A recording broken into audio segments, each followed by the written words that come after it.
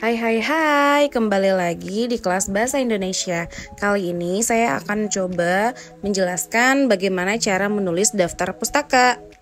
Jika kamu mengutip ide dari seseorang, kamu wajib menuliskannya di daftar pustaka. Selain memberikan apresiasi kepada pengarang, kita juga akan terhindar dari plagiarisme. Dalam menulis daftar pustaka ada dua cara yang lumayan terkenal. Yang pertama itu apa? American Psychological Association, dan yang kedua CMS, The Chicago Manual of Style. Nah, di kurikulum Merdeka yang dipakai adalah CMS. Kali ini saya akan mencoba menjelaskan cara menulis daftar pustaka dari buku dan artikel jurnal online. Nah, kalau dari buku itu bisa dilihat identitas literaturnya yang perlu kita pahami, nama pengarang, judul buku, tahun terbit, penerbit, dan tempat terbit. Sedangkan artikel jurnal online yang perlu kita perhatikan, nama pengarang, judul artikel, tahun publikasi, judul jurnal, volume, halaman, tanggal, bulan, dan tahun akses, serta alamat webnya atau URL. Langsung saja kita masuk bagaimana cara menulis daftar pustaka dari sumber buku berdasarkan rumus APA dan rumus CMS. Nah, kalau buku yang perlu kita perhatikan adalah identitas nama pengarang, judul buku, tahun terbit, penerbit, dan tempat terbit. Nah, di sini sudah ada identitasnya. Nama Andrea Hirata, judul buku Orang-Orang Biasa, tahun terbitnya 2019, penerbitnya itu Bintang Pustaka, tempat terbitnya Jakarta. Nah, ingat rumusnya. Kalau apa itu nama, tahun di dalam kurung, judul, tempat terbit, dan penerbit, titik. Jangan lupa di akhirnya itu wajib ada titik. Nah, di sini saya berikan rumusnya itu AN karena apa? Nama itu ditulis terbalik ya. Kemudian tahun itu di dalam kurung. Nah, perbedaannya dengan CMS hanya pada tahun. Tahun di sini itu tidak diberi kurung. Sesederhana itu. Sekarang mari kita lihat kalau yang akan kita tulis daftar pustakanya berdasarkan literatur artikel jurnal online. Sama seperti di awal saya sebutkan, kita perlu melihat identitasnya dulu. Kita cari nama pengarangnya, judul artikelnya, tahun publikasi, judul jurnal. Jadi judul di sini ada dua. Yang pertama artikel, yang kedua jurnalnya. Jurnal itu kumpulan beberapa artikel ya.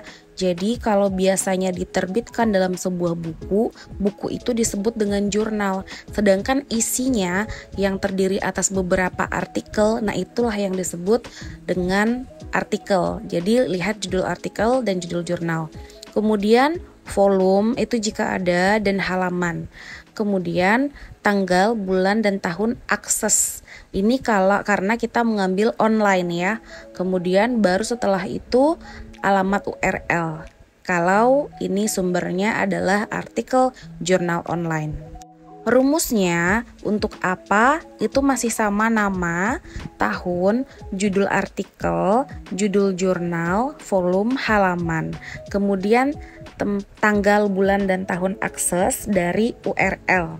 Nah, ini format ini harus sesuai nanti ketika diisi dengan identitas.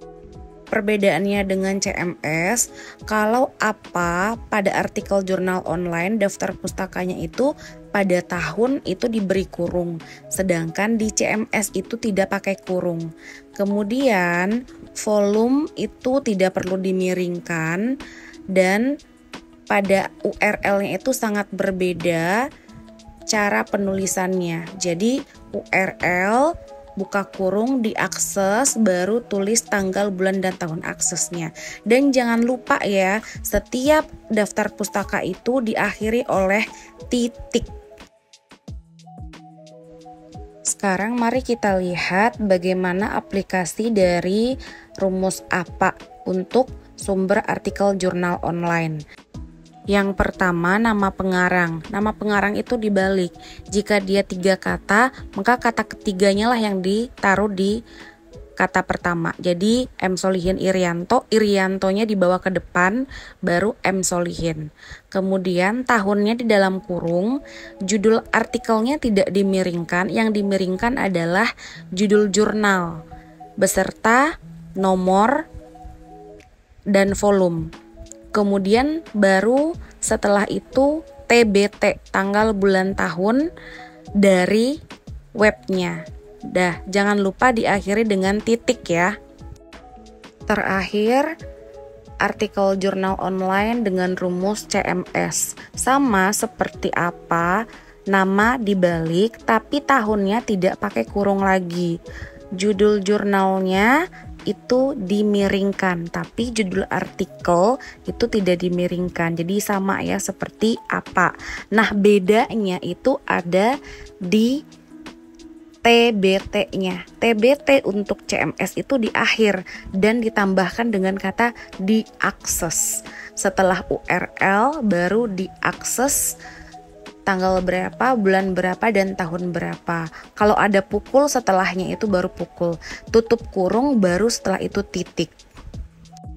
Selesai, semoga bermanfaat. Jangan lupa subscribe dan like ya. Terima kasih.